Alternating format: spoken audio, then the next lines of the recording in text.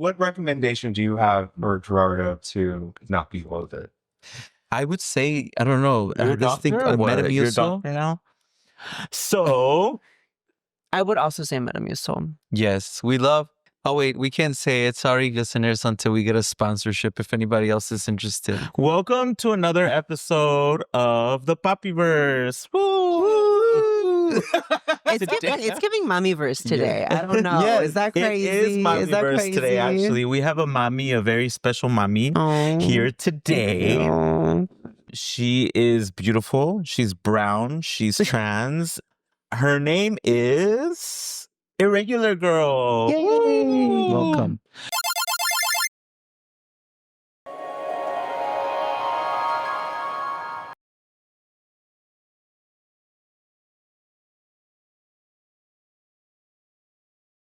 Welcome. How are you?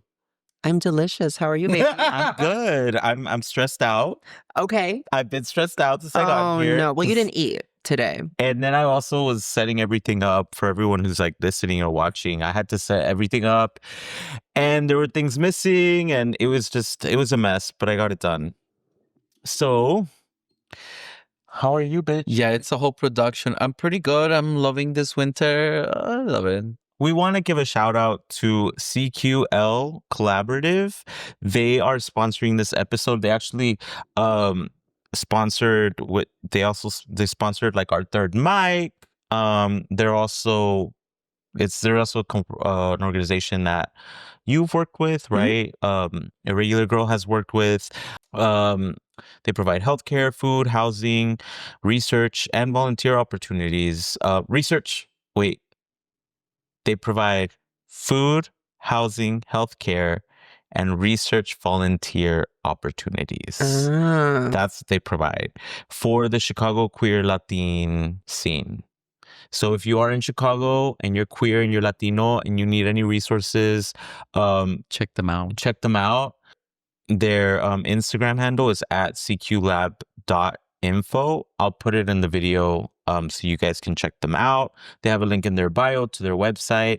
And it's a great resource. They actually asked us to create this so that they could show it to the people that they work with, which is which is something that I was like really happy about because I was like, I've been wanting to do this episode for a long time. I've been wanting to get you on for a long time. I just never told her because I wanted to make sure that I had it ready. I love it. And then you DM me and I was like, oh my God. What's... Thank you. Oh, yeah, I got so you. much. Thank you so much because my phone is the one that we're using to record. I'm going to have to do this right here. So I had put online that I wanted people to submit questions, our listeners, because for a lot of us still don't know a lot about the trans experience, right? Sure. A lot of them that I've talked to feel very uncomfortable with it. And I just think it's something that I wanted to really explore and I had been waiting for this moment. I had been waiting for it. Tell us a little bit about you. What's your sign? I'm a Taurus. You're a Taurus? It gives, right? Is it January, February? Earth energy. That's April. April. April Okay. 21st. Also, I'm on the cusp of Aries and Taurus. My It's a little bit little of both. sister's a Taurus. Oh, We used okay. to fight all the time. And It's gonna usually be a good episode. no, you know what? It's Taurus women I can do. Taurus men I have It's a little different. a little bit of a hard problem. It's a little different. I'm like, we always want to fuck. Like we always see each other and we're like ready to fuck. Mhm. And then they open their mouth and I'm like, And then it's right. but that happens with most straight men, so never mind. sounds travel faster than light. Yeah. You know what? I heard that actually. Yes. Yeah, I heard that before too. Yeah. I would still fuck some of them, but just I have to get over it. Like I have to get over whatever they say because they say some stupid shit. But not But Taurus not Taurus women. right? My And little Taurus sister's a Taurus non-binaries, we're woman. I love. fierce. But do you know your rising and your moon? Yes, my moon is Cancer, and my rising is Capricorn, or maybe it's the other way around. I think it might be I'm a Capricorn moon and a Cancer rising. You're a Cancer rising. I am very emotional. Okay. Yes, you are. Yes, I am. You're also a little crazy. Yes, I am. Do you have any knives on you right now? Not at the moment, but I do have one in my purse. It's not nice. It is in my bag. Yeah. I feel like I really resisted being a Taurus for a very long time. I was very much just like, I'm not lazy. I don't like to be at home. I like to go out and I like to party. And the older that I get, I'm like, I love being at home, bitch. I don't know. I love chilling. I love my things. I love my bed. You know what I'm saying? So I was asking you about your jewelry. Like, is there any items that like any other things that like bring you like the biggest joys to wear, or like because you were telling me that you like clothes, like vintage shopping and yeah, I mean, I think very Taurus. I love my things. I love, I don't know, like putting together an outfit and like just having, I don't know, a cute look for the world, right?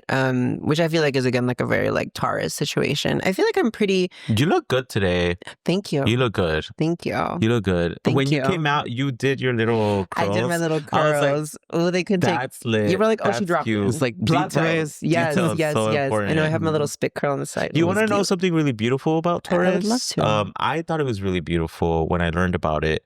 Taurus is basically according to ancient astrology. So people think Taurus is like so simple, right? People are like, oh, Taurus is like the simple things in life. They're very like calm and like collected and stuff. But one of the things about Taurus is the sign is a bull. And so back then they used to sacrifice bulls to the gods for like for the crops to bloom, to blossom, and for for favorable weather conditions, stuff like that. And so with Taurus comes a lot of bloodshed sometimes because Tauruses love stability so much that they will destroy anything they have to in order to get it. So, but one of the beautiful things about that is that they can be relentless in chasing the things that they need to create stability. I do love that. Whether that means love or, it's all figurative, right? We're not talking, you're not going to kill anyone. I mean, let's say you're Hitler, because Hitler was a Taurus. But, but yeah, it could be like it could be the reason why some people feel so safe around Tauruses is because they're like for example, your partner, you're like, I'm gonna make sure we have what we need no matter what fuck I have to do. If I have to punch that bitch in the face, I'm getting my paycheck. Right. You know what I mean? That's like Tauruses will be like, give me my fucking check. Yes. Because it's like, it's all about taking care of business. Taking care of business, being loyal, you know what I'm saying? Like really like being in it. I don't know. I really fuck with that. Yeah. I feel like because again, I feel like I resisted being somebody who like loves the simple pleasures in life. You know what I'm saying? But there is just something nice about, I don't know, like coming home and like having my partner there, having my cat there, like just having my things. Yeah, I fuck with that. Yeah, but that's all calmness, right? Yeah. Peace. And sometimes life something happens and things become unstable. Right. And that's when Taurus is like, fuck no, I need to keep this peace. You know? I got my so horns, actually, bitch. As simple as those things seem to you, keeping them that simple is very complicated. And that's actually one of the beautiful things. That's what he was talking about in the podcast episode. It's a really great episode. But yeah, I just thought I'd share that. I'm a Taurus. I share that with every Taurus I meet. I love it. Yeah. Let's move on. I want to talk about how great Chicago is. I do love it here. I do love it here. I've been here 20 years. 20 years. 20-something years. Yeah. Okay. You've lived here 20-something years. 20-something, yeah. So you grew up here or no? I grew up in Peru. Okay. Yeah, I moved to the States with my folks when I was 7. So, my dad came here to Chicago first, and he kind of like, scoped it out, set it up for us, and then my mom and my grandma and I moved here. So one of the things we ask everybody, and this is for everyone that we interview, is coming out.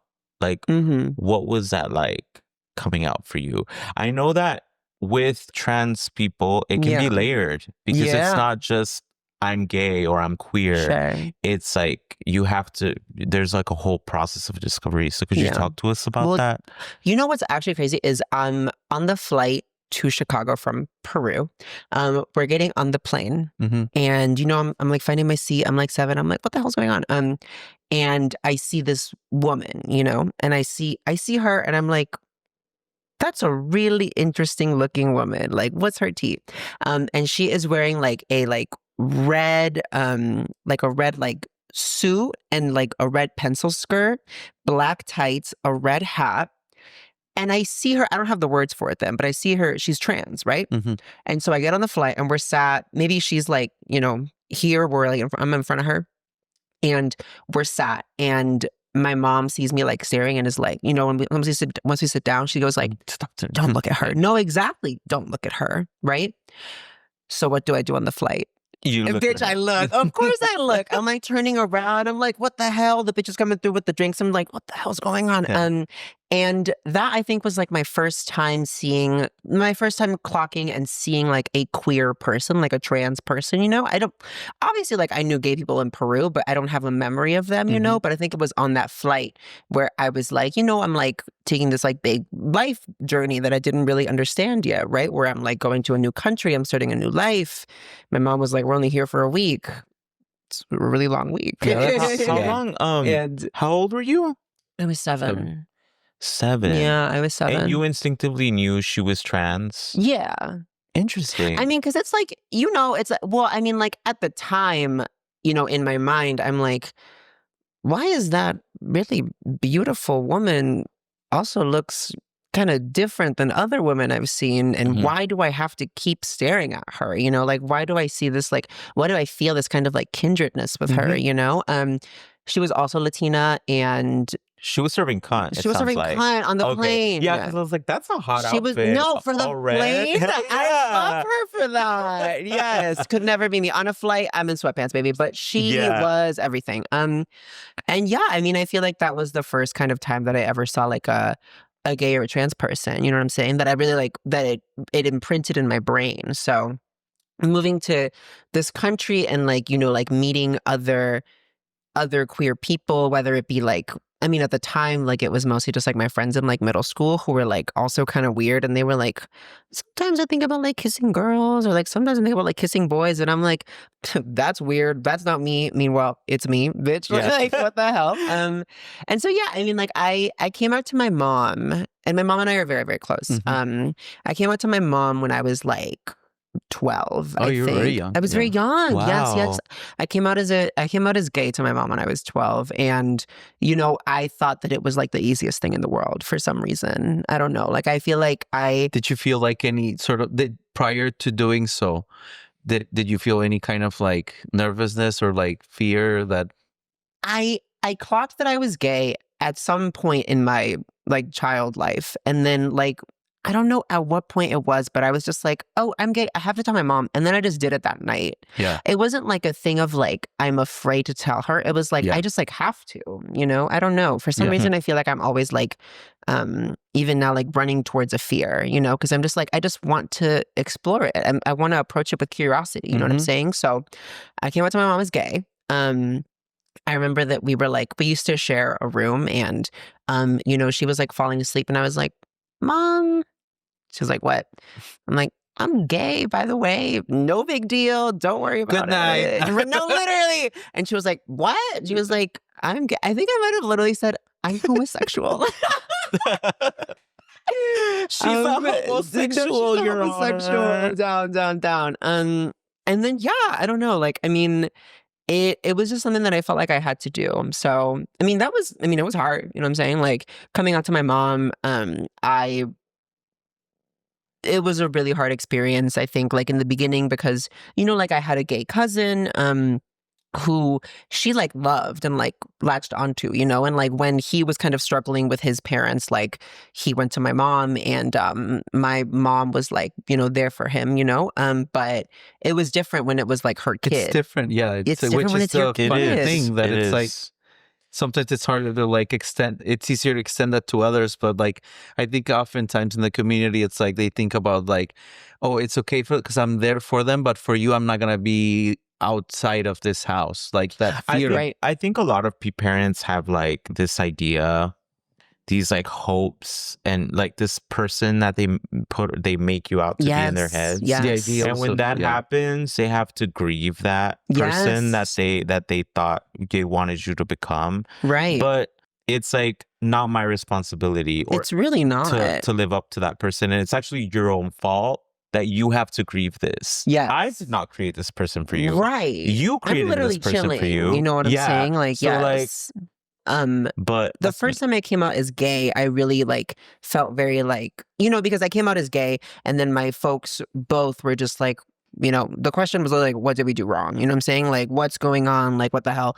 And they got over it. And I very much just like kind of like took it, you know what I'm saying? Like, damn, okay, like I disappointed my parents, whatever. But when I came out as trans and they were just like, we're not having this, like, I can't abide by this. That's when I was like, I'm actually not going to talk to you. And we didn't talk for 6 months. You know what I'm saying? Yeah, it hurts. But it also makes you really angry because it's like, wait a minute. You do not have... You put me here. Exactly. First of all. And second of all, that person that you created is not me. And it was never my responsibility to deal with your emotions about that person that you fucking created. Like, fuck that. I already have to deal with like kids making fun of me or judging me or whatever at school. I should be able to come home to no expectations and feel safe here. Yes. But how was the second time? The trans coming out as trans? Was it like soon after, or was it like... you know what? So I came out as gay to them when I was 12, and really it's interesting whenever I look back on it because I'm like, there were so many like girls growing up that I had like romantic feelings for, where I was like, but I'm a gay guy, so that like doesn't make any sense, you know what I'm saying? But when I came out to them as like, were you like, it's okay, we can make out? No, literally, bitch, literally, we're just experimenting, it's fine. But no, when I was like a freshman in college is when I like came out, you know? But even before then, like I remember my dad found like photos of me wearing a dress. Like I remember there were like things that I was like Googling that my parents were like, what's this? And I was like, your parents knew how to check the browser history? Girl, you know they were checking the browser history. Girl, you know they checked the we're Catholic, bitch. You think they didn't check the fucking browser history? Yes. My mom knows Facebook, but like she will not, like, not a browser. Right. No, I learned how to delete the browsing history quick when I was a kid. I was like 12 and I already knew. I was like 10 or 12 and I was like, delete it. Because I remember my first Google was like, you're like, wasn't like boys kissing. Oh, okay. Me, boys kissing. But so you came out to your mom. Yes. But you didn't talk about your dad, coming out to your dad. How was that? Because when I came out to my mom, me has a foggy memory of it, but like I came out to my mom and then she was like, well, we're not going to tell your father. And so then like I remember I came out to like a friend in middle school. And then like that friend told like somebody else, told somebody else, told somebody else. And then this is crazy, right? My middle school called my house and was like, hey, like your kid came out like as gay, so we just thought you should know. That's crazy. No. Me, is it a lawsuit? I think it's a lawsuit, you right? You should sue. Right. Yeah. Inter-American Magnet School, watch your ass, bitch. I'm about to get you. But it was 20 years ago, but it's okay. But yeah, so they called my house and they were like, hey, Fierce, like your kid came out as gay. And so then like I came home that night. That's not okay. It was horrible. It was horrible. I came home and my dad is like feeling crazy. You know what I'm saying? Like talking crazy, acting crazy. So it was my mom. And it was just like, and my grandma who moved here with us and my grandpa, they would take turns coming to this country. So I think my grandpa was staying at the time and he was just like, what the hell's going on? You know? So it was really hard. It was really hard. My dad like sat me down. He was like, what did I do wrong? Like I fucked you up. Did anybody like ever do something to you? You know, it's always that. It's always that. It's all because they see it as something's wrong with you instead of seeing it as just like, okay, this is just what whatever. I am, you know? Yeah. I mean, he eventually came around, right? Yes. And they both did. Yeah. I mean, like I'm very lucky. Like I have a very close relationship to my parents now. And they like, it's kind of funny. They like really bought into like the whole like corporate pride thing. So they have like Mama Bear, and then it's like a rainbow flag, and then like it's like on a bear shirt, and then they just like love. They have like they exchanged their wedding rings for rainbow wedding bands. Like they are really, really supportive, and I'm very, very fortunate, you know? When I first saw you perform, which, by the way, if any of wants to see her perform here in Chicago. You're amazing. I'm fierce. Like you are I'm very production. fucking good. Thank you, baby. Like the Thank you, baby. sexuality that you Down. that you exude Mhm. and just every hit of the music is always on point. Like I remember, I think that show your parents were there or something. LOL. Because yes. I remember you said something about your parents being there. Yeah. And I remember looking and seeing your mom and dad there. Oh, or yeah. was it your dad? I think it might have just been your dad. It was your parents. It was like either both of them or one of them. They and both I was used like, to come to shows a lot. yeah. And I remember I was like, this is like this had to be like 3 years ago or 4 years ago. Yes. But yeah, I was like, oh my God. I was like, my mom won't even talk about it. Like, right. Did anything make them come to a realization like, okay, I'm okay with it? Or did it happen gradually? I mean, I think like low-key, it was because I stopped talking to them. It was because I cut them off, and I was just like, y'all need to come around. Like, I don't What led have to you space. to them cutting you off? Well, because they were just like, or you cutting them off? Sorry.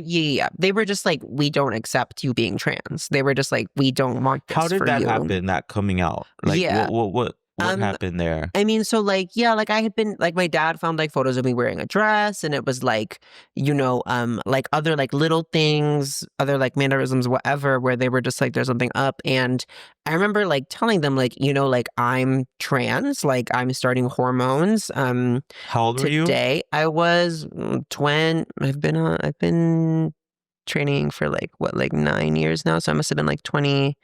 I was like 21 or 22. Okay. When I started like my like hormone transition, physical transition, whatever you want to call it. And yeah, they were just like not down for it. Like they were just like, this is, you know, wrong, and how can you want this for yourself? Like God made it. It's always God. It's always fucking God. It's always God. God made you this way. God made that, or whatever. And I was just like, okay, but I'm making me this way. You know what I'm saying? So it really was like a thing where I was just like, I'm over it. Like, you can't treat me this way. I refuse, actually. And when you come around and you call me by the name that I want you to call me, that's when you can hit me up. But until then, like, I just can't, you know, for my own sanity. Like, I have like a chosen family of people who love me for who I am and who accept me for who I am. Like, I can't choose anything less than that right now for myself, you know? And so, yeah, it was 6 months of them of not speaking to them. And obviously it was hard, you know, because like they're my parents. I love them so much, but I was just like, I can't, you know? So it really was that. And then they eventually were like, hey, Regina. And I was like, I know that's fucking right. Say my name. Did they say my name? Right. Down. Yeah. What was that apology like?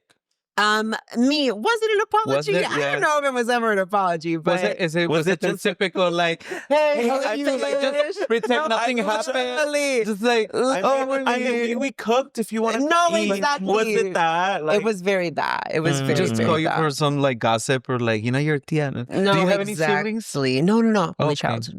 Only child. But and now they come to your shows. I know. And they like, which is now they come to brunches. Now it's a little bit too late for them to come to shows. But they come to the brunches. That's what it was. Oh, Now you I came to a remember. brunch? That's what it was. It was a brunch. Oh, the fierce. very first time I saw you, fierce. David, my ex, took me to a drag brunch. Okay. And it was cold. It was in the winter, and we went. It was like at a corner restaurant, and they had like Parsons. arcade things Parsons, in the back. Parsons. I Yeah, remember. and you and your they were there. They were Yeah. at the brunch. Yeah. oh Because my it's God, I early, forgot so about they that. could come through. But yeah. That was fire. And then I took a fucking Polaroid of you, and I made I it remember into that, and I printed it out, and I made it into remember this huge that. poster because I thought it was so cute. Yes, But I think I like the smaller version better. But like, just because I thought it looks better like on the actual Polaroid.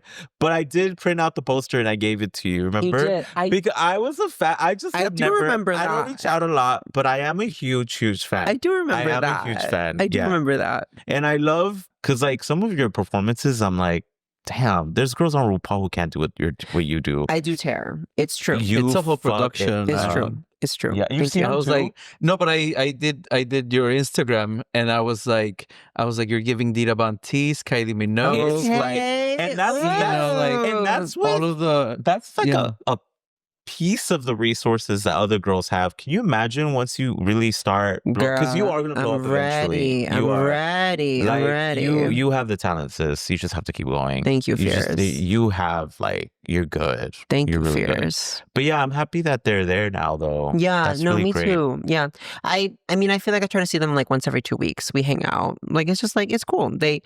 Now, the third coming out as a polyamorous, that was hard. Well, that must have been harder. Whoa, there was a third one? Girl, I know there that. had to be a third one. They're like, you want more? No, literally. Greedy as hell. Damn, you put your parents through and you were like, Bitch, you thought. My I'm vegan. They're gonna be a no, like literally. What did they say with that? My mom literally was just like, "What the hell?"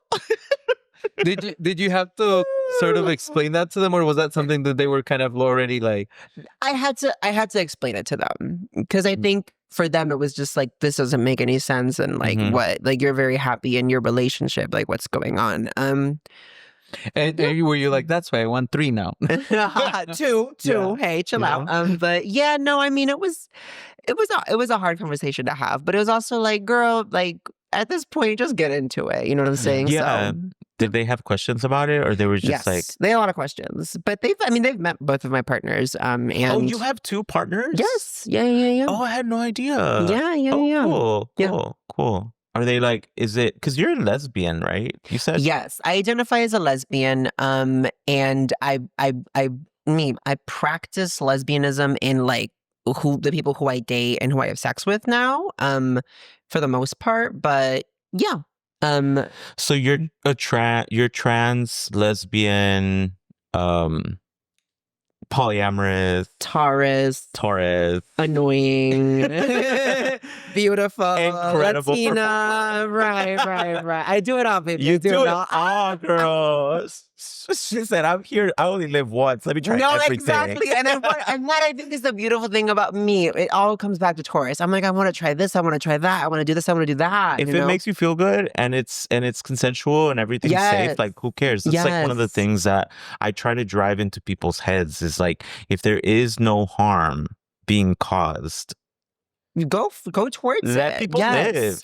No, I love that. I feel like I spent Catholic, Latino, moving to this country, an immigrant, like it's like, I feel like I've spent my whole life being repressed or held back or something, Or and like it was always adapting, always needing to adapt, changing myself, and I feel like there is something so beautiful and so powerful about being like, let me do me. Yes. You know what I'm saying? Looking into like your authentic self. Yeah. Discovering who that is. Yeah. Yeah. And I think that's what's like really special about like the trans experience, especially, that I think a lot of people don't understand it because it's such a hard concept to grasp. Like, yeah, somebody wants to be, like somebody has a desire to become who they feel is their most authentic self.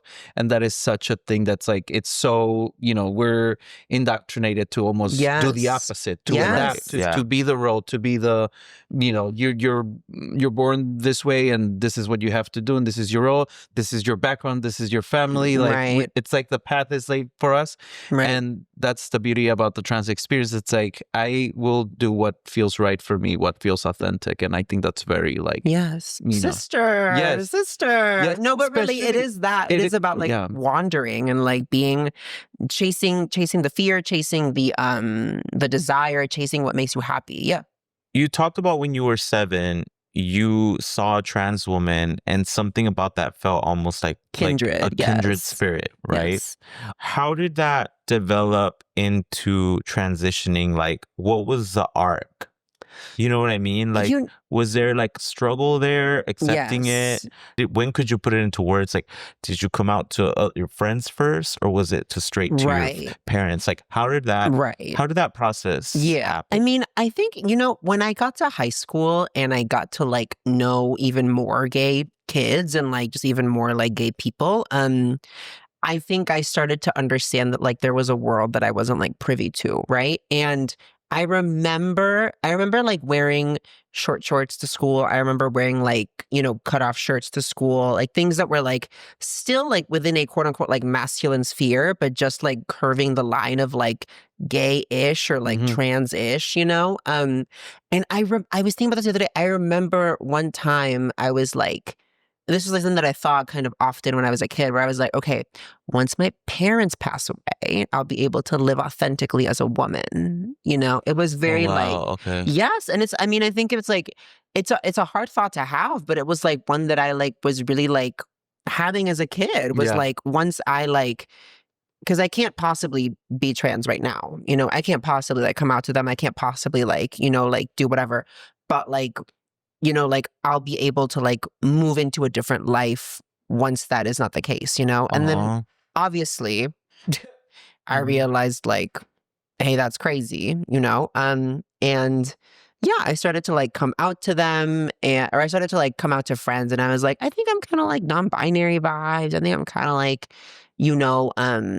and I think it was like, when I was like in my like, early or like late teens where I started to really experiment with like wearing makeup, changing my presentation, like going out of the house and being this way, because for a while it was just always just in my room, and I had like a dress or I had like a thing, where it was like I'm able to do it in my room and nowhere else. And I think it was, going to college, meeting other gay people, kissing women, where I was just like, oh, like there's something about this that I'm not coming to terms with. Yeah. Yes.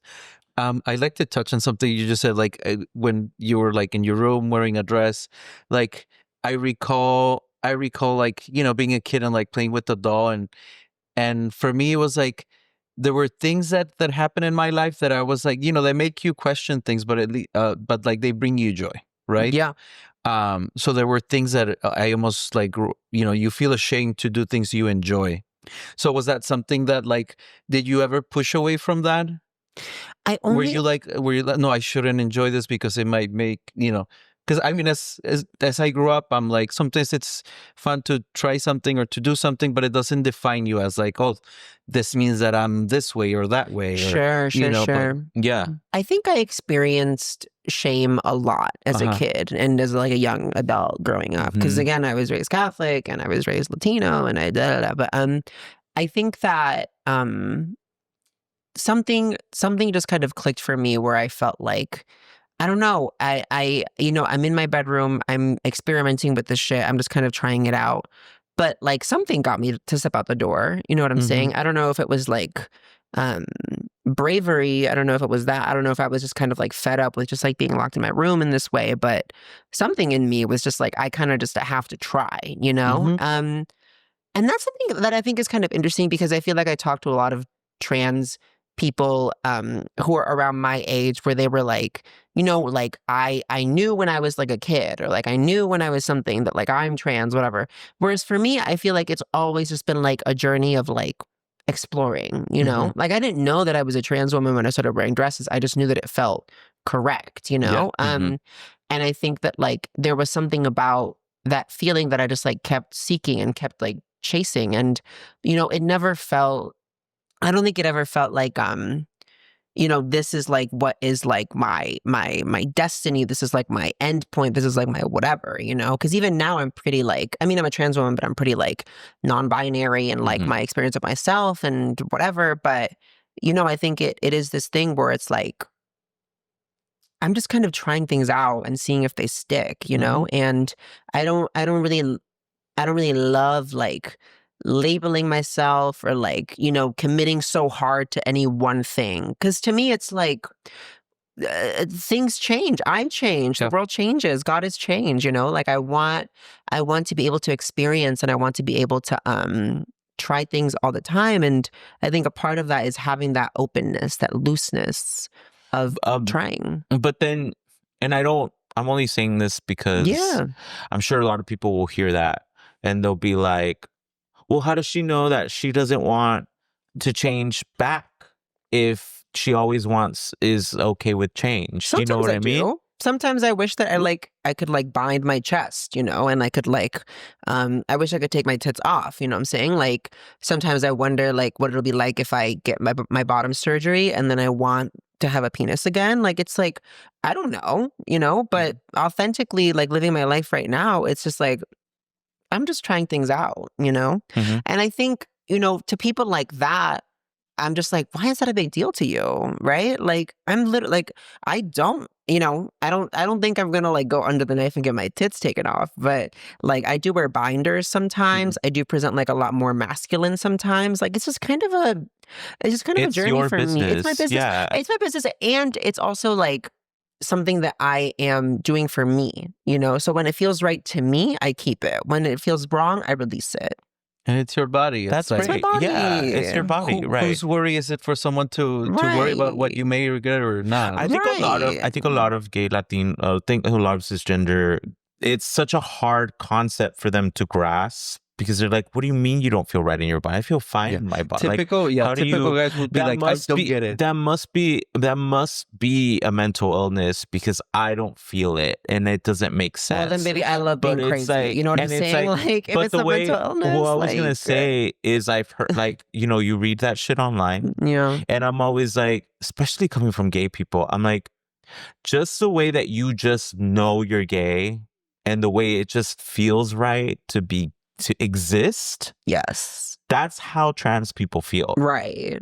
It's not that hard. It really is not complicated. It's not complicated at all. People, we forget that we were seen just as dangerous and bad for society as trans people are being seen right now. Are we the Karens of the LGBT? We are. Gay men are the Karens of the LGBTQ. We forget about the history. Yeah. In this, was it the 60s or the 70s where they were like, where they were saying that we were perverts, that we were going to harm the children, right? That it was disgusting, that we were an abomination, right? Every single fucking thing. I'm starting to get mad. Get mad. I like it. It's sexy. Every single thing that trans people are being accused of right now has been the exact same thing they've used for us. They used it when women wanted to wear pants. They used it when anybody but cisgender straight white men was fighting for any fucking right. Yeah. And it makes me so angry because I'm like, do you guys not see that all you're doing is doing the exact same thing to people that was done to us? Yeah. But because because we kept fighting, because our elders and the people and trans women and trans women and lesbians and all the people who are not part of our community fought for us, we're able to sit here and now do the same thing to someone else. Yeah. That's crazy. It's crazy. So whenever I hear that or I see that, I stopped arguing so much online because it was unhealthy. But yeah, it's definitely something that it's something that I want. Girl, drop the ad. There were times where I was like, "Oh my god, like my patience is being tested." But it's just like we have to remember that trans people. We could easily switch places at any time. You know what I mean? They could easily do the same thing to us again. And it's like that's why people say, until the most oppressed are liberated, none of us are liberated. None of us are free. Yeah. They can go backwards whenever they want. Right. You know? Because first they come for trans people. You know what I'm saying? They're coming for trans people. They're coming for immigrants right now. And it's like, you know, next it will be gay people, like of all flavors. You know what I'm saying? And we're seeing that now. Like in the last few years, I've just this obsession with like trans people or in bathrooms or in sports. Yes, and it's been I mean, at some point we just forgot the progress that we've made and that it's been no issue, and then all of a sudden it's been brought back and trans people are being vilified. Yeah. And the worst thing to me, it's been very sad to watch like the cis male gay community just be so unbothered. Yeah. And I think I'm like how you guys said, like, who do you think is next? Like, Yeah. And we were, you know, gay marriage, being able to act, serve in the military. I'm like, we're seeing a lot of things that that are rights and things that trans people have earned, like any other citizen, taken away, like service, healthcare, access to healthcare. Yes. Have you? What's like within the community? Like, what are conversations being like? I mean, it's really hard. I think that the scariest thing has been the stopping of like healthcare for kids that are trans, that they want to start hormones or to like get like a kind of surgery or something like that, because first it's them, and then it's like the older trans people, and then it's like supplying any trans person with any kind of HRT healthcare or like any kind of surgery is a crime, and then it's like, why are we letting people like cross-dress, right? So it just kind of like, it starts with, and it always starts with this obsession of like protecting kids, right? It's like this imaginary child that is in an imaginary bathroom, and there's an imaginary trans person that is imaginally like doing something crazy. But like, it's never actually about that. It's always just about control, know? And so, yeah, the conversations right now, I mean, they're like, the world is fucked up. We gotta do something. And I hear the child thing all the fucking time. Right. And I'm like, first of all, there's no state where they let, I researched it. Yeah. Where they let anyone under 18 get a permanent surgery. Right. Okay. Yes. It's all reversible stuff. And I want to make that clear to all of our listeners, because it's something that I've seen Latino cisgender men, gay men bring up a lot. Mm-hmm. And the things that they do allow are reversible, first of all. Second of all, these same, and this has been said multiple times, but I'm going to say it again, is like, they care about children, right? But they don't actually protect them because the gun issue, like there's so many issues, right?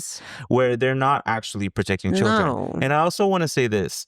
Do you know when it is allowed to get a permanent surgery for kids? When they're intersex, when they're born with organs, with sexual organs that are not one or the other, when they're born with both, that's when it's legal for parents to choose for the child what they're going to be and cut things off. Right. So if we're really going to talk about that, y'all really care about that.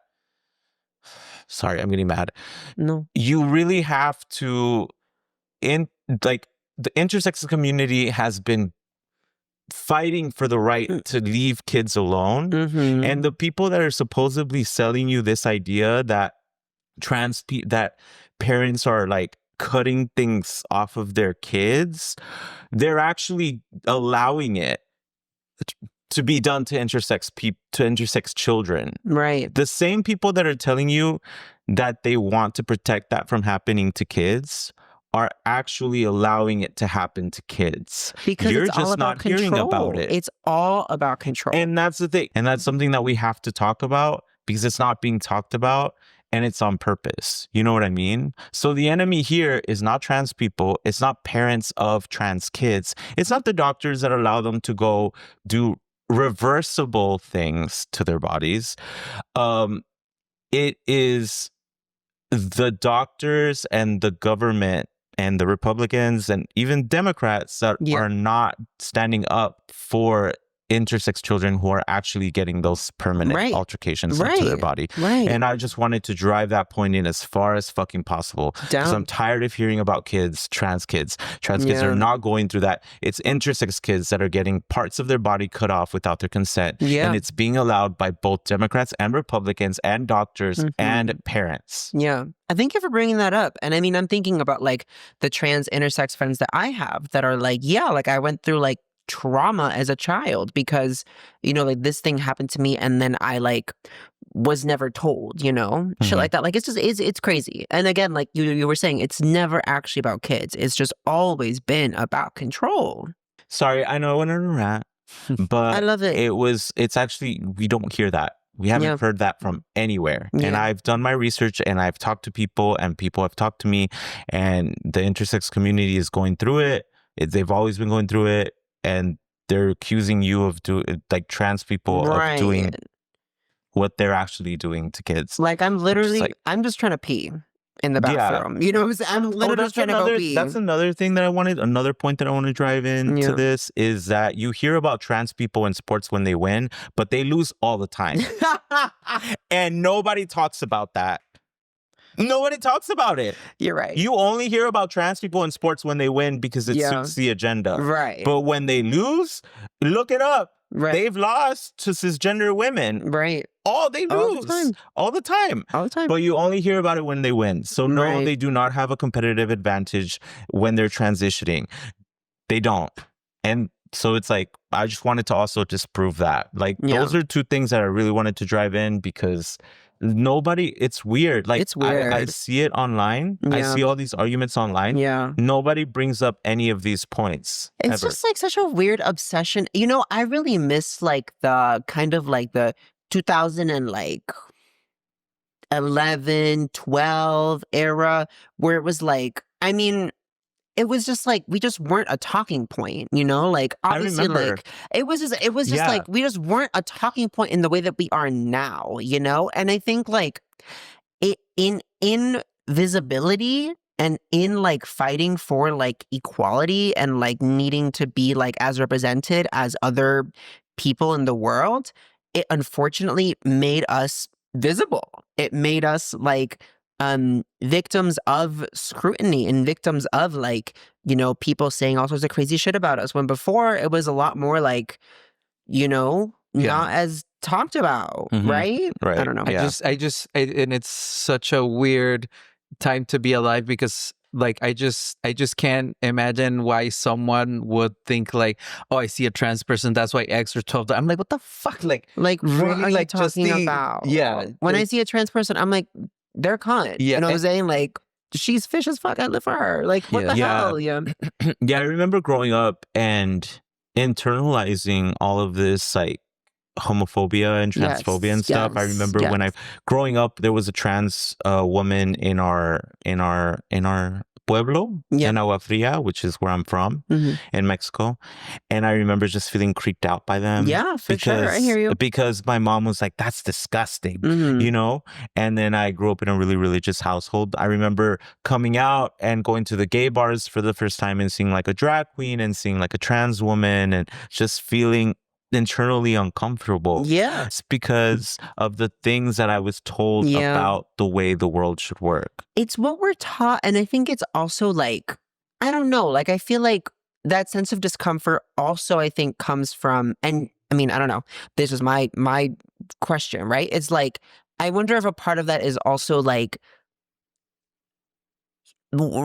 seeing it and becoming and understanding your own masculinity, you know, understanding your own like machismo, understanding that they are going outside of this like box or this like cell even that like is hard, that we have been taught to live inside of, you know? Yeah. Because like when you're raised like Latino male, you know, like you need to be this a certain way all the time or you're a faggot or you're a tranny, you know what I'm saying? So I think it did come from that. And but one of the things that I've talked to my therapist has like commended me on that I have is that I have done growing up was always challenging myself. Love that. And challenging everything. One of the things that has come from that is my understanding of my masculinity and also my embracing femininity, because I don't think I wanted to embrace it fully.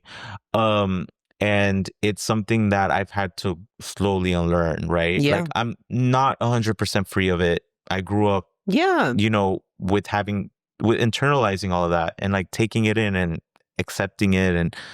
But it is something that I think challenged that in me, and that was why I was uncomfortable with it. Partly, it was also partly because of the religion and all the other stuff. Of course, I remember, like and I'll give you an example. One time I saw this like really hot guy that I thought was so hot. He was a stripper. He was a dancer, and he had heels on. He came out with heels on, and I was like, ugh. And then I caught myself and I was like, but he's hot. Right. And so I was like, would I have sex with him with heels on? I was like, no. Or would I? Actually? Well, don't get your shoes on the bed, you know what I'm saying? Like, fuck.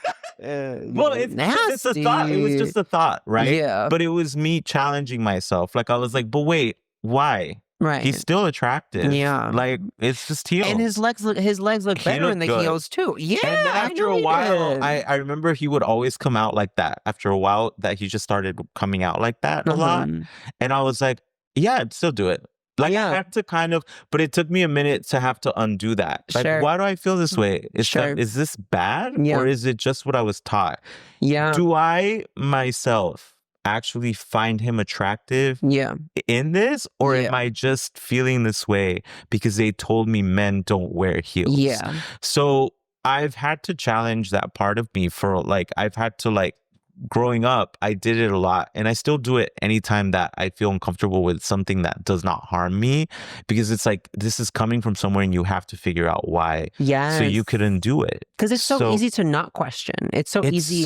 It's so comfortable to not have to confront the fear or confront the question. But I'm happy for you. You know what I'm saying? Because you were able to. Well, I think that's something. Did you? The guy with the heels? He was not into me. He was too hot. He was too hot. I was like he was too hot. Okay. I could not. Were you like, would wouldn't I? He's like, you won't. But he was like, maybe don't worry about it. Don't stress. He was really, but I think that's something worth noting, just because it's like, you made a really good point. It's so easy to just be like, I'm not going to question this. I'm just going to accept it. Yeah. But then it means that when somebody else does question it, you automatically attack them. Yes. Because you don't want to have to face it. So a lot of gay men attack trans people because it makes them question things about themselves and the world. Right. A lot of straight people do it, actually. Everyone that attacks trans people, it's because it makes them question things about the world. Yeah. And it's important to sit back and be like, why do I feel this way? Right. Before you act on how you feel. Yeah. Right? Anyone who's listening, I think that if it's a person that's not harming you, it's worth thinking about why you're feeling what you're feeling, right? And I would go one step further. Try on the heels. Try on the heels. Put on the skirt. Try on the heels. Try on the makeup. I did it. Right. It hurt. It hurts. I don't want to do it again. But now you know. Now you know. Now I know. It can feel good. It can be fun. I did it when I was little. I was like, I was with my sister. Did you ever get in drag? Y'all ever get in drag? I haven't been in drag, but I did put on heels when I was little to make my sister laugh. Yeah. But it was not something that felt like I wanted. Sure, you know what I mean? Yeah, I hear you. But But I did it, and when I was old, when was it? I forgot what it was that I put some on that my ex had just playing around, because he did get in drag one time. Yeah. And I was like, this is really painful. It's painful, but girl. I think they're gorgeous shoes. Yes. If it had felt right, I would have explored it. Yeah. I'm the same way as you. If I feel like if it's not harming anyone, I'm going to explore it. I'm gonna try it. Yeah. Unless it's just not my thing. Like scat isn't really my thing, so I don't really want to try it. Well, that's not what the street is. That's not what everybody says. That's not true, it's though. A video. It's not roll my the thing. tape. When I have sex with my boyfriend, I don't care if he douches. Like, my boyfriend's poop hits different. You know what I mean? Sometimes I don't even want him to douche because unpopular opinion, but sometimes it feels good when people get dirty. Is that not my thing? Where you just? Where were you? Andrew's wait, hold on. Andrew's our new studio guy. You were in Puerto Vallarta? Where were you? In Puerto Vallarta. Were you in that pool? Oh God! Did you go to the pool? Yes, I did. You went to the pool. Okay. Yeah. Roll the tape. No, but yeah, that's cool. Is there any other things that are going on, like with everything going on with the trans community, socially, politically? What other stuff do you want us to know? I mean, I think the thing is that trans people are being targeted in such a way, in such an evil, nefarious way, that it's starting in these larger political spheres, you know? But I feel certainly in my life, the uptick of trans misogyny that I've experienced has gone up. You know what I'm saying?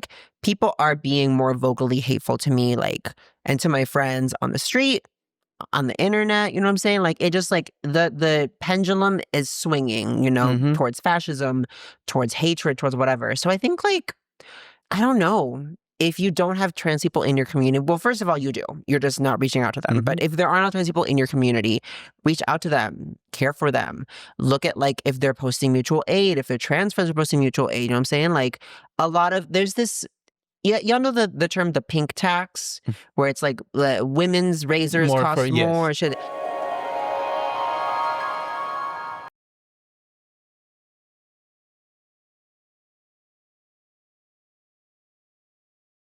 There's also the tranny tax where it's like, I have to pay for my hormones and then I have to pay for, me personally, I have to like pay for makeup. I have to like, I had to get my tits done. I had to get my face done. Like, it's like, there are these expenses and there's these things that are happening every day, right? Where it's like, these are just things that are invisible to me, that are visible to me, but are so invisible to others. And so like, I think kindness goes such a long way, and I feel like that is something that we can do on a smaller scale that does have a larger impact, like, I don't know, when like today a girl asked me what mascara I was wearing and I was like, thank you. Oh my God, let me tell you. And, it really is just shit like that where it's like you're making people feel comfortable in a world where they have been made to feel uncomfortable. So showing other transgender people that you love them, showing that you accept them for who they are, and not because you're trying to make yourself feel good, because you want them to feel good, because you want them to feel safe. You know what I'm saying? Like, that's awesome. Yeah. Yeah. That's a good point. Yeah. Yeah. The mutual aid. I did, now that you mentioned it, there was a moment like especially during COVID that I was like sharing a lot of mutual aid, and a lot of people were like, why are you, to like, but like people would question like, why are you helping? And I'm like, to me, when it was coming from the LGBTQ community, I was shocked that a lot of people were wondering like, if I posted something about a trans person, like, asking like for help, they were like, why do they can work? And to me, it was like strange because, I'm like, do you not realize like how, like, the opportunities that are denied just because 100%. the otherisms, right? 100%. And to me, that's what I find very dangerous about the things happening, that like, for example, let's say you show up to a place and you can't show your ID because, right now, currently passports, you can't have now the passports, it's either or. And that does affect the way one is perceived and the opportunities that you're 100. limited to. And I think that it's systematically trying to push back trans people into like just service work or like entertainment, where it's like just at night, like, there's CEOs, there's people inventing things. Like I think the Apple has a product designer. Like, there's trans people in all positions, and we're really, we really need to be more aware of like the input of the community has had, especially in the LGBTQ community. We have my family has a small business, and we hired a trans woman, and it was such a weird moment for my brother actually to like, I was like, he's straight. He's a work in progress. But okay, love but that. yeah, I was like, he was like, well, what do I call? I was like, her. She's a woman. What the fuck? Like, she's a woman. Yeah. And I was like, and he was like, okay, well, I don't know. I just don't want to make her feel uncomfortable. He has a really kind heart. He just has to. Yeah. He's young. Yeah. Well, he has me. I got it. Yeah, I got it. But yeah, and I remember thinking, like, I remember in that moment, because I interviewed her, for him, and I hired her, and because I had hired her before anyway. But anyway, so but yeah, so I just remember thinking like, this is hard because her ID was not her matching whatever. Yeah, and I was like, and in situations like this, imagine. She's already an immigrant. She already has like, she can't speak English very well. She's already having to deal with all of the things that come with being an immigrant. She doesn't have, I don't think she's like done, like any of like the surgeries or anything like that. But I just remember thinking like, if she gets stopped by a cop in Texas, who is like transphobic Yeah. and racist, Yeah. who knows what can happen to her? Right. You know what I mean? Right. It's such a scary reality. And it's like, I don't have to be a part, I don't have to live in that. But it is a very scary thing. And I think that one of the things that we can do that I do want to point out is to just defend trans people. Yes. It's Like so easy.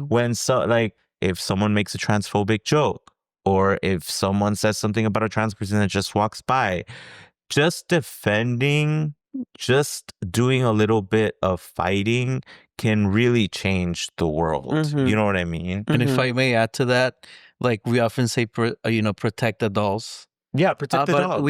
we need to do more. We need to hire the dolls. You need to book the dolls. You need to support the dolls. You need to speak up for everyone. And you need to make friends with the dolls. Yeah. Because we're a key. Everything doesn't have to be a fight. One of the ways that you can fight for trans women is by educating people. Down. Yeah.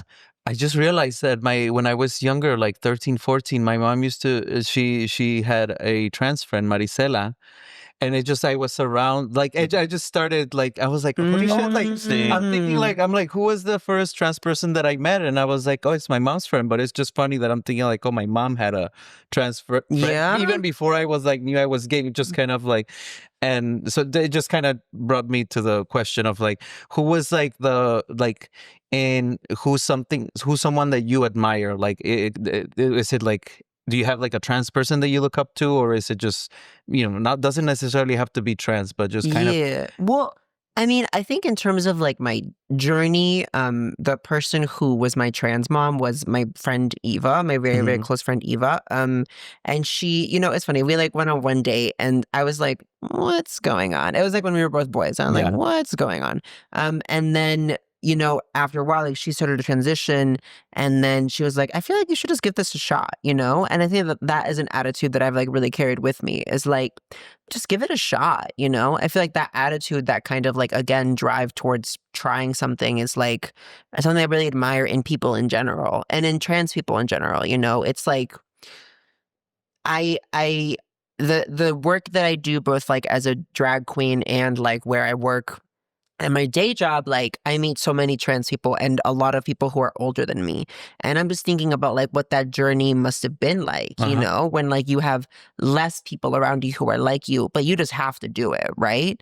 I think, I came out at like a really clutch time where it was like there was not a good amount, but like there was trans representation. I knew trans people, whatever. And I had like, there was a kind of schema for it, whereas I feel like there was less of that in older generations. So there's less of that in older generations? What do you mean? For a public, there's not as much of like visible representation. Oh, gotcha. So like, for example, like, I think about it like this, where it's like when I see another trans woman or I see like a trans man or whatever on the street, I'm like, oh, like that's a member of my community. Like that's someone who like I could and maybe will feel safe around. Obviously like I have to whatever, but like baseline level, like we have a shared journey, right? And I feel like for people who are not me, not trans, not queer, whatever, they see someone like that and maybe they've never heard or seen a trans person before in their life, right? I'm talking about like older generations, whereas maybe they've never seen or heard of a trans person before in their life, and then they have to confront everything that makes them uncomfortable about trans people at once on that one person. Right. Yeah. I mean, like the transphobia that I face, that people my age face, I have to imagine is very different than the transphobia that people have faced in the past, because it's just different. It's just different. Right. So let's move on to the questions that submitted by listeners. We had listeners submit some questions. We had Irregular Girl pick out the questions. Wanted to make sure she was comfortable. Before we go into this segment, I do want to make something clear to all of our listeners. It's something that I meant to make clear earlier and I didn't. Trans people are not a monolith. What does that mean? That means that trans people are not all the same, right? So we have a Regular Girl here to talk about her experience in Chicago, in her life, but she doesn't speak for everyone. So some of these answers might not be the same for everyone. Yeah. And we have to respect that. right? Because that's how you create stereotypes. That's how they think all Latinos are some way or all Black people are some way. It's the same kind of generalizations that can harm people. So we want to make that clear. Yeah, let's not go in the comments because the interview is with her, not with you. So right. Trans people are not in charge of educating us. We have the whole internet in the palm of our hands, like on our phone. Like we can do that. All the things that I've talked about today, I actually learned myself. I didn't even have to ask a trans person because I just Googled. Literally, I just Googled. I went to the GLAAD website. I researched stuff a few years ago, because a few years ago we got like a GLAAD. We got someone from GLAAD write an article on us, and I went on and I read the trans stuff. If there's a lot of common questions, if y'all want to go to GLAAD.com, they have or go to the GLAAD website and they have information if you want to read on trans people. There's trans people you could follow that educate you on Instagram. I'll put the list right here. Basically, you should be open to learning about it yourself because it's not their job to educate us. Irregular Girl has been graceful enough to come and talk to us. I love it. Okay. All right. So do you want to go first? Yes. What advice would you give to a person who is starting on hormones, as in being insecure to embrace what to embrace their new identity? I wish that I could like grab Regina at 12, at 18, at 21, at whatever, and just be like, be patient. Like, just wait. You're cooking. You're literally, you're in your cocoon, you're cooking. And I think that we, and I'm guilty of this. Like, we so often want like the change to happen and the change to arrive, I think for a lot of trans people who are starting on hormones, they're like, okay, I want to see myself as a woman. I want to see myself like in the gender that I want, in the body that I want. I want it to happen now. And it's like, you could get all the surgeries you want and you could do all the HRT you want and you could wear all the cunty clothes you want.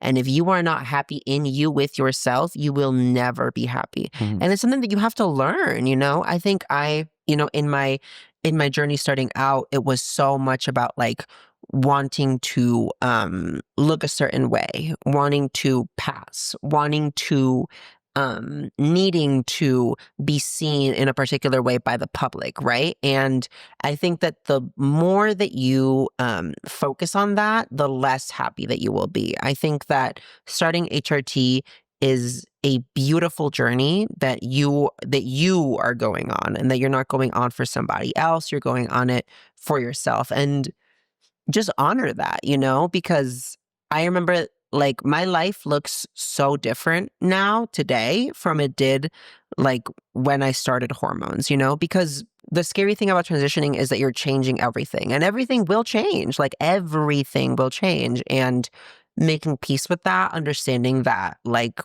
what you are doing is upending your life and changing it completely, that's not a bad thing. It's beautiful. It's a journey. And I think having grace for yourself and letting yourself feel your range of emotions, whatever they may be, and understanding that it's just part of the journey, like just be patient. Were there moments, this is my curious, were there moments where you grieved your old self? As you transitioned? Yeah. In a way, the day that I got the phone call about getting my face done, that my insurance had finally like come through and that it was actually going to happen, I did mushrooms and with my partner Mikey, and we we were like hanging out. We were in his room, and then he went to the restroom, and I had like a moment alone on mushrooms like in his room, and I like looked in the mirror, and I think for the first time in so long I like saw my mom's eyes, my father's nose, like I saw like so many parts of them in me, and I realized like, oh my God, like I'm changing this, like I'm not giving up, but I am shedding parts of myself in pursuit of me.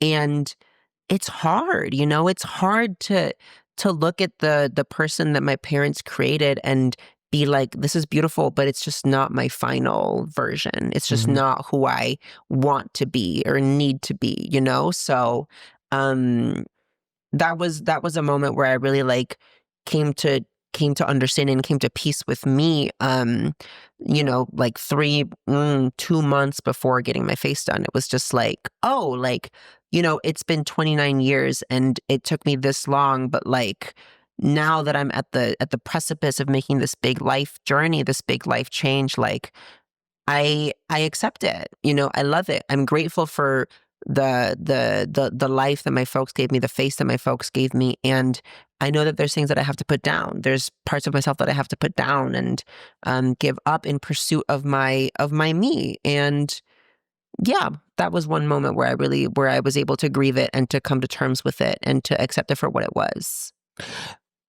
I hate to tie this in, but you remember we were talking about Taurus being like sacrifices and stuff? That was like a very Taurus moment. Definitely. Like very much sacrificing for what you needed in the future. Yes. Like really, that's a beautiful story. Thank you. Yeah, it was hard. I mean, that was a really hard night because it was like, oh, this thing that I've been like fighting for with my insurance for like 3 years is finally going to happen. Like, and it's happening in 2 months. Fuck. You know what I'm saying? But it really was just like a moment where I remember that moment. I like looked in the mirror and I was like, yeah, this is it. This is it. Wow. Oh, let me go to the next one. Sorry. Hi, this is Eric from the Que Dijo podcast. This question is more for the viewers to get a better understanding of the trans community. What's the difference between the transition terms MTF and FTM and FTM? Yeah. And I think that these are terms that like people, I think, is fierce when trans people use for themselves if they feel like it. But otherwise, like, it just feels weird. You know what I'm saying? So, interesting. Like, because to me, like, the term MTF, male to female, right? So, like, I am someone who was born male, and then I am transitioning to become female, right? Like, my partners were born female, and they are transitioning to become male, So, it's like, it's a term where it's like you're prioritizing someone's like genitals and their body over like their gender and their lived experience. Makes right? sense. Yeah, like me, a blonde woman, a transgender woman.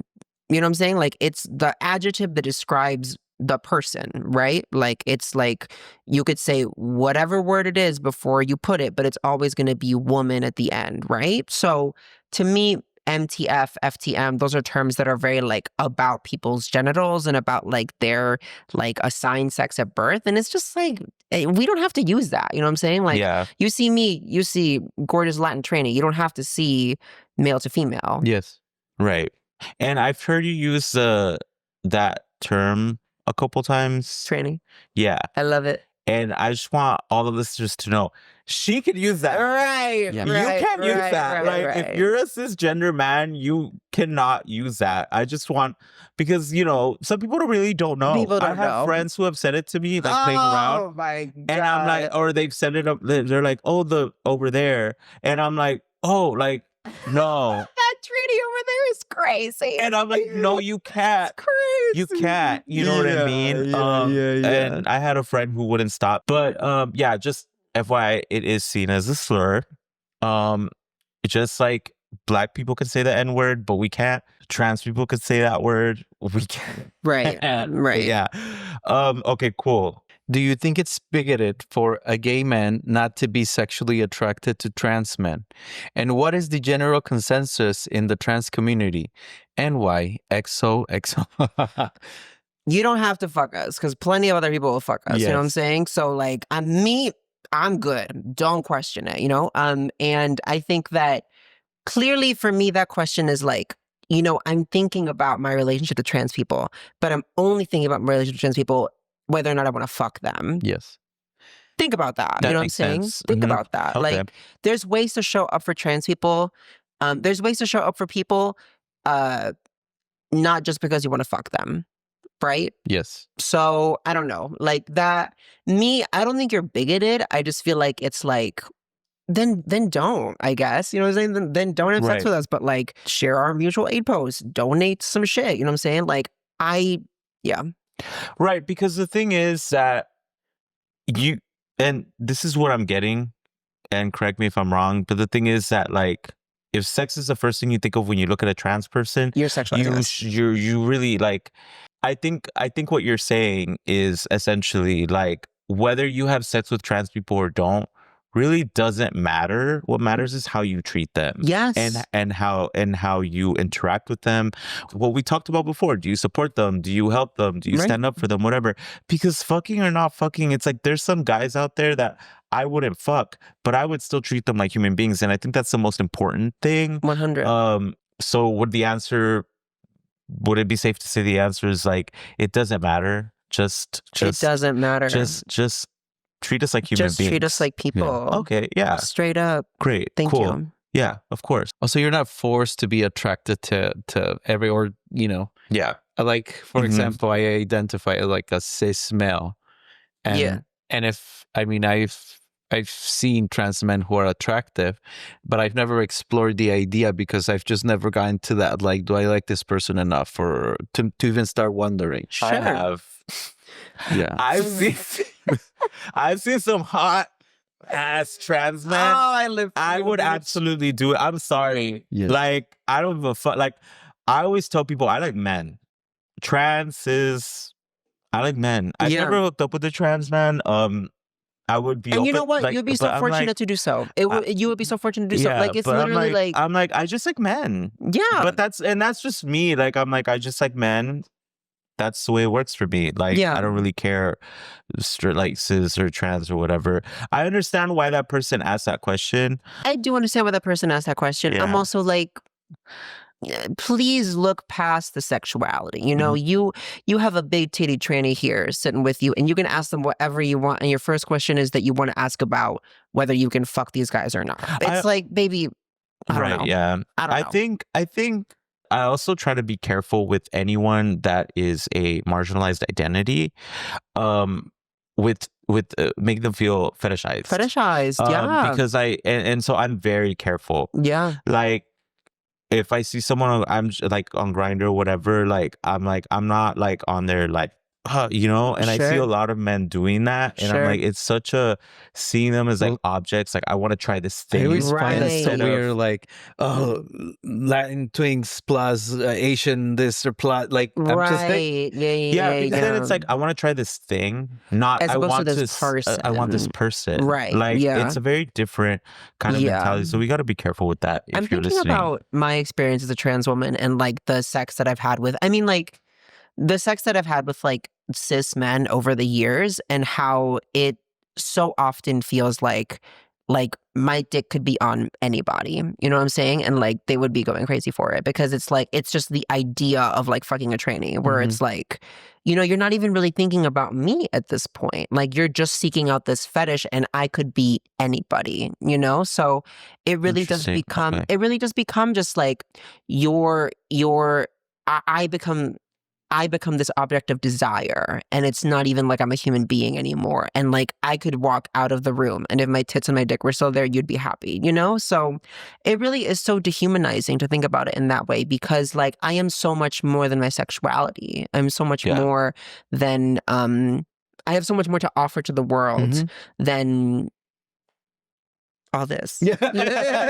And it's a lot about this. Right. But okay, cool. So let's move on. So this has been on my mind a lot, especially as I balance my relationships with men who want me to top them. I currently identify as trans, but I'm struggling when it comes to sex. I get this weird rejection of myself when I want to top men. I automatically invalidate myself. I tell myself, how am I being authentically myself as a trans woman when I still sometimes want to top twinks? Specifically, I feel that contradicts my transness. Have any other trans women experienced this, or am I still confused about who I really am?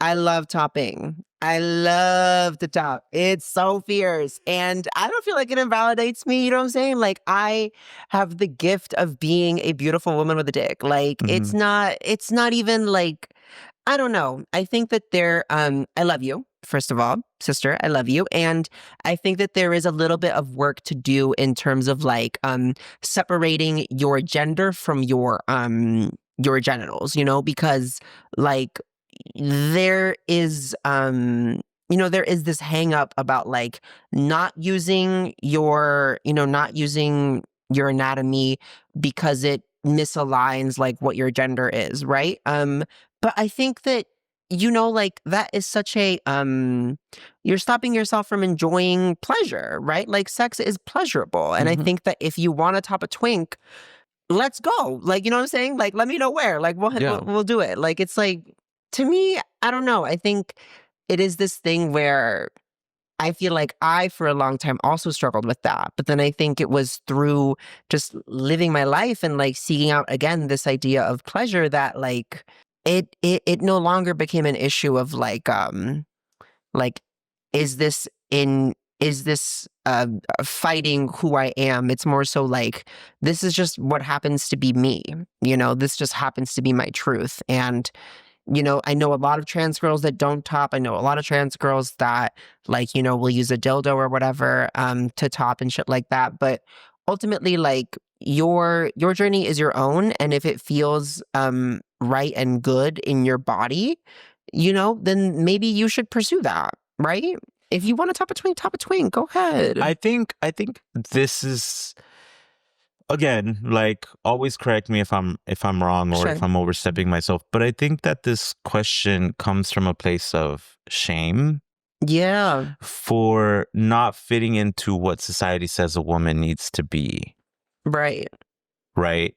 Like, not topping, not dominant, submissive, like blah blah blah. Sure, yeah. But what we need to understand is, being queer, you're automatically going against anything that society is telling you that a man or a woman needs to be. Yeah. And even the people that enforce these things don't follow a lot of these ideas, right? Like cisgender women they have very strong personalities. Sometimes they don't want to be submissive. Sometimes they don't. You have to understand that being queer, you're already breaking the rules. So just kind of embrace the fact that if this is what you like, this is what you can be. Yeah. Because you're free. You're free. That cage that they put us in to try to get us to be to fit into whatever fucking stupid ideas that they want to force us into, you've already broken out of it. So there is no right or wrong way to be queer. There's no right or wrong way to be trans. There's no right or wrong way to be, you know what I mean? Because who, like, going back to the question, I'm like, who is telling you that you're not valid? You know what I'm saying? Like, it's you. Like, you're telling yourself that you're not valid for topping a twink. These are things that we're telling this is something that you're telling yourself because of the culture that you grew up around, because of the vibes that are around you, maybe, you know what I'm saying? But like, it really is like, it's always your decision. It's always your choice. It's always your life, and trying things out and pursuing them and just doing what feels good. Yes. Right. Yeah. I saw a clip of like a trans woman on TikTok, and she was like, well, what if I don't want to fully transition? What if I don't want to look like what if I don't want to pass as like a woman? What if this is good enough for me? She was like, what if this is enough? What if I want people to see that that I'm trans? 100%. And I was like, yeah, there's no right or wrong way to be trans. And I think that this person might be dealing with that. In terms of like speaking about like being in roles or whatever, like I really and like I feel like I'm dressed up a little bit right now, right? But in my like day to day, I'm also very comfortable like presenting really butch, presenting really masculine, and I think that's always been the case for me, where like I, for a while I like was seeking out like, let me get on the dress, let me get on the makeup, let me do this, let me grow my hair out, let me da-da-da, and it was always in pursuit of womanhood that was always, it felt like it was always eluding me, because like nobody will ever be the perfect woman, will ever be the perfect whatever. And as trans women, as trans people, we have such a pressure to fit into the mold, that has been created for us. I remember that like one of the first things that happened after I got my face done was I started to pass a lot more. And, I felt like, okay, I traded up one cell being trans for the other cell being a woman. And it's like, you can never win. Like when you live in a society like that, when you internalize your own oppression, you can never win. And I think it's about like just seeking out what feels right for you and needing to go, like you were saying, going against the grain and just pursuing what makes you happy, you know, and not thinking about that voice in your head that is like, if you top this twink, you're not a fucking twink. Like, it's like, baby, top the twink. Oh, like, top the twink. Imagine also, like, being gay and thinking in your head, like, you're not a real, like, man, or you're not fitting into the idea of being a real man because you're fucking a man right now. Like, it's not... It's not something that ever really runs through my head, and thankfully, but there are people that deal with that. Yeah. And it's like, it's the same thing here. It's like, it's not you, it's the people who have oppressed you and the ideas that they've tried to run into your head that are telling you that. Right. So tell them to be quiet. Yes. Yeah. I think it's beautiful how you said it, because yes, it's true. Like, your womanhood is not defined by your femininity. And just how your manhood is not defined by 100 the masculinity. Like, Right. In pursuit of becoming a better ally, I have often looked for similarities between the gay experience, I'm a gay cis male, with that of the trans experience. I know what it's like to be something that I can't help being, and in a way, I see that the two... Bless you. I see the two deeply connected. But I am curious if your guests can talk about a deeper and more specific look into how and when they knew they were trans. What exactly do they feel in their body and in their mind that makes them certain they aren't just queer or non-binary, but a different gender entirely? Do they ever question their transhood, or does it feel like an ironclad certainty? Big thanks to your team for facilitating this combo. Yeah. Anyway. Yeah, I mean, we kind of talked about this. I am not sure of anything, you know, in this life. And like that, I think is a gift, because it's like, I don't, you know, like today, right now, this is what makes me happy. And this is what gives me joy, is like putting on a funky little shirt and putting on, you know, a fierce little top and my little fucking bell bottoms and like going out into the world and serving cunt. Like that is what makes me happy. Tomorrow, you know, it might be like a big baggy shirt, big ass pants, a shapeless blob, whatever. And, you know, like, I'm thinking like 20 years from now, I don't know what's going to make me happy. 10 years from now, I knew that I wasn't like enjoying presenting as a man all the time. So it just is this thing of, you know, I appreciate that this listener is like attempting to find commonalities between the two of us. But I think it's like, it's really so simple. It's the same way that you know that you are gay. It's the same way that I know that I am a woman, that I am non-binary, that I am whatever I am. And that's truly all there is to it, you know? I think that... Yeah, I think we did talk about that, where I was just like, I just know I like men and I know I'm not a woman. Yeah. And it's like the same thing for you, right? Like, you just know.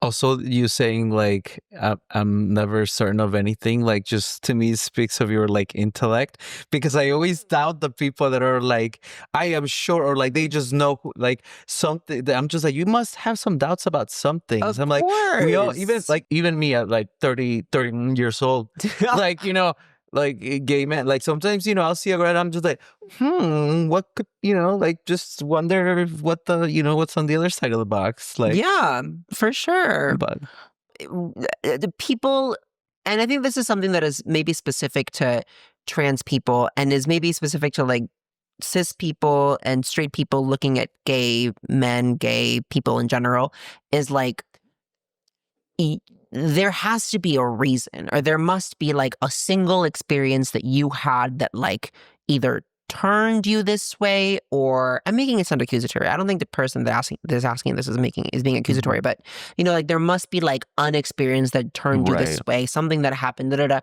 I think it's really there. It's not easy answer.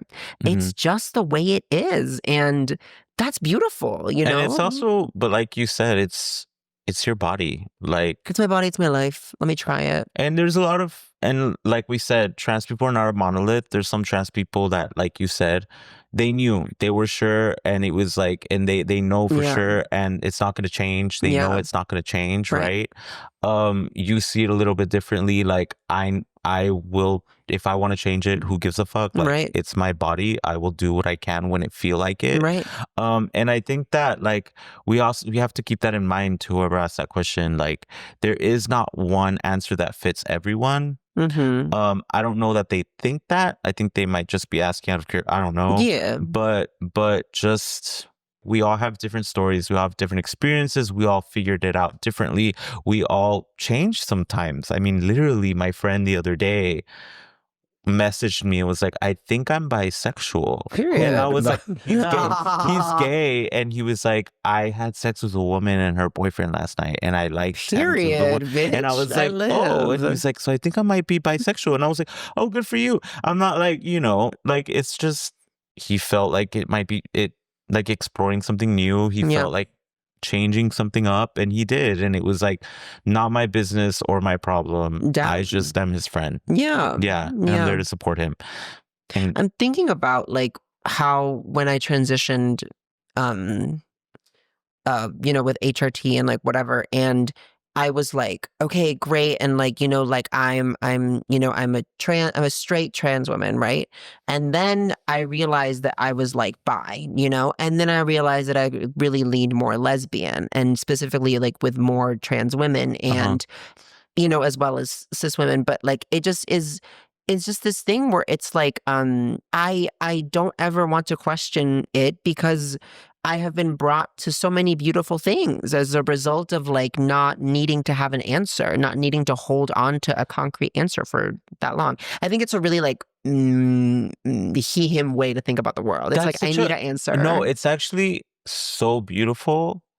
Because one of the reasons why people won't leave their religion is because people need answers. Yes. And religion gives you those answers. And not having those answers is so terrifying. I remember when I first stopped dealing with my religion, I just remember being so scared, because I was like, now I don't have answers. I don't have an answer. I don't have a schema. But now I'm so free because I don't have answers. Right. And I think the level of freedom that you have is divine, delicious, because you're able to look at the world as, I don't have answers, and I will find them or I won't. And that's okay. And that is a very divine way of thinking, because it frees you from so much that could chain you down. I just want you to know that. Thank you. It's a very beautiful thing. It's something that was really hard for me. It can be scary not knowing or not having control. To relinquish control, though, is one of the most divine things you can do, I think, spiritually. It's beautiful. I grew up Catholic, and I think, like you were saying, there were so many things about it that were so harmful, but it did give me answers. It gave me like a right and a wrong. It gave me like a rule book to follow. And it was with upending the rule book, it was with just like giving it up and realizing that I had to make answers and choices for myself, that I was able to like explore my life and find its fullness, you know, in this way. Yeah. I'm happy for you, and I'm glad that thank you for coming on. We're gonna play Hot Topic. Okay. I played this with my other friend. I love it. And it's just to end the episode. It's just a few. We're just gonna do like 2, okay? Because we don't have a lot of time. Okay. You pull a topic. I love it. And then we talk about it for a few minutes. Great. But you talk about it mostly, because they've heard enough of us. I'm gonna pull 2 if I don't like one. Grind. Let's talk about Grindr. Okay, let's talk about Grindr. Let's talk about Grindr. I love Grindr. I love Grindr. I love Grindr. I love Grindr. I love Grindr. I just the other night, I mean, to me, it's like, you know, people will be like, a trans girl on Grindr, like that app is not for whatever.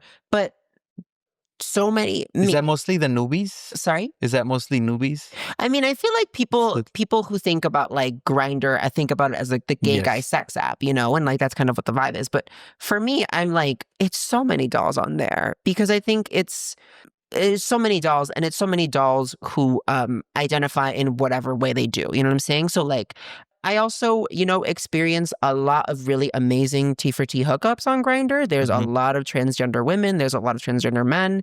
And I can guarantee that, like, if you message somebody on Grindr and it's like some really buff hot guy or whatever, and he doesn't reply to you, good chance he's there for the dolls. Good chance he's there for the dolls because I don't know, we're delicious. I have a question. Somebody told me this, and I didn't think it was true, but it could be. Is it true that because I forgot who it was I don't remember who it was in LA, and he was like, actually, a lot of trans people they prefer to have sex with either other trans people or straight men because gay men treat them the worst. Is that true? I mean, I'm thinking about like the sex that I've had with gay men as a trans woman, which I have, you know what I'm saying? And I'm thinking about like my sexual experience with like gay men as a whole, and I'm like, I mean, at least y'all are kind of fun to talk to. You know what I'm saying? I'm like, if I have to like entertain a straight guy, that's why I do it for work. You know what I'm saying? Because it's like I can't do it on my own. Like fuck. But I love to fuck a gay guy. Y'all can key down. Ooh, it's fierce. Because he told me that, and I was like, I feel like straight men would be way worse than anyone. And he was like, no, that's not true. And I was like, was your friend trans? No, he wasn't. Okay. And that's why I asked. I'm like, that doesn't make any sense. But I'm like, maybe he has more trans friends than me, or maybe you know what I mean. But it doesn't make sense because I was like, but yeah. Unfortunately, I think all people have the capacity to be assholes. Yeah, and, right. Yeah. You're right. Okay, so one more. Yeah. Okay. Fetish or kink? What's your fetish or kink? Piss. I'm really into piss. Really? Yeah. Whether it's like, I mean, I've played with that a little. In this weather, it does sound nice, like a little warm stream. Warm. Like, I'm not gonna lie. Yes. No, but I can see right now. I love it because I'm really into like humiliation and like domination. Yes. I'm a dom, and I love I love like like the act of pissing on somebody. I think is like really sexy and is so much about like that humiliation, that kind of like degradation that I think kink is a free space to do to explore a feeling that is scary to you, interesting. That's a good way to look at it. Yeah. Well, I mean, I think like as a top and as a dom, I feel like I have a lot of I wouldn't say power over somebody, but people are entrusting me with power, and I think it's important for me to create a space where like you feel comfortable experiencing a simulated degradation, a simulated relinquishing of control, because that is a form of freedom, like that is a form of like escaping into like the fantasy of whatever it may be. And so, I love pissing on people. I love making people squirt. It's just like, oh, it's fun. I love it. I didn't know you were a dom. That's a whole episode. You could. I saw from the page. You see the energy? Yeah, and because I saw a lot of your art on your Instagram, and it's very like, it not only is it campy, but I could see the dumb part of it. The power. Yeah, the power. Which, by the way, your face reveal was so beautiful. Iconic. Thank you. So you, what's the surgery called? FFS, facial feminization surgery. So that's basically, can you explain it to us? Yeah. I would love to. It is the term is FFS, but it is a suite of surgeries, right? So I had a rhinoplasty, I had my brow bones done, I had fat injected under my under eye, I had parts of my chin cut off and removed, I had like my nose lifted up, I have a little scar under my nose, and that's when they lift up your lip. And it was to feminize your my features. face. Yeah. Did you pick a particular person to look my like? Mom. Oh, my mom. Oh my God. I was able to do what's it called? Like a mood board for my surgeon. That's cute. And it was so funny because he had it up on the screen before I went under. I was like, oh my God, that's my but yeah, my mom was up there. Ima Sumac, who is a Peruvian singer, was up there. I had a lot of white noses where I was like, don't give me that. Don't give me like the white nose, please. I want like a beautiful Peruvian nose like my mother's and like my father's. That's beautiful. Yeah. You know how many people run away from those features, and it's I just don't such a gorgeous it. feature. Like My sister, one of my older sisters, I always thought she was beautiful.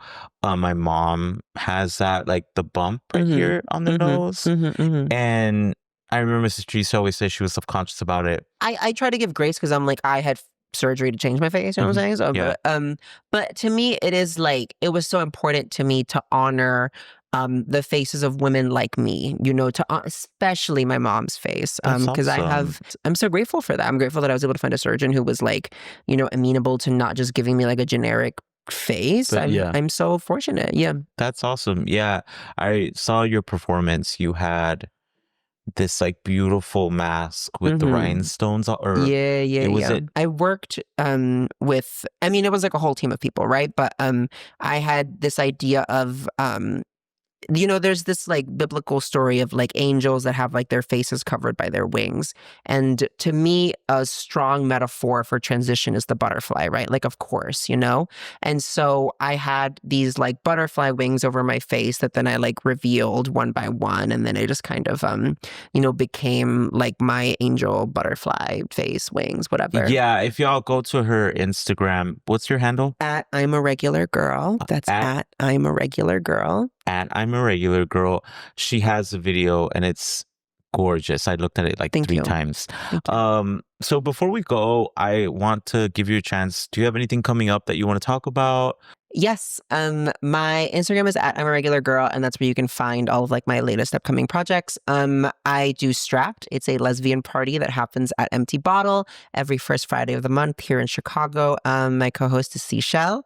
And yeah, we're just two lesbians who are doing it crazy style. And so come through. Okay, cool.